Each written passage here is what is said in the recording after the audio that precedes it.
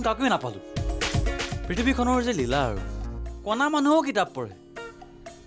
কিতাপৰ লগত সম্বন্ধ থকা আজি বহুত দিনেই হ'ল। কিতাপ পঢ়ি মন ভাল লগাবলৈ আমাৰনো ক'ত সময়, কেৱল টকাৰ কথা চিন্তা কৰোঁতে যায়। কিতাপ নহয় অজয়, আপুনি? কিতাপ আপোনাৰ নামটো মানে কিতাপ। Nice to meet you. কি ধেমালি কৰি আছে? আপোনাক কিতাপ এখন দিবলৈ পঠিওৱা নাছিল জানো? ইমান খং কিয় কৰিছে? কিতাপে হীৰামতি নহয় ন? এক মিনিট ৰ'বচোন।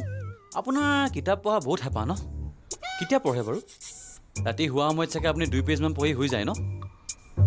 টোপনি অহা কিন্তু ভাল মাধ্যম দেই এটা। কিতাপখন দিবনে?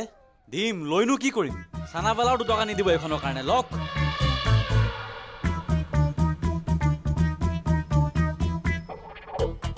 হেৰি, কিতাপখন নভেল, গল্প নে প্ৰেম কাহিনী?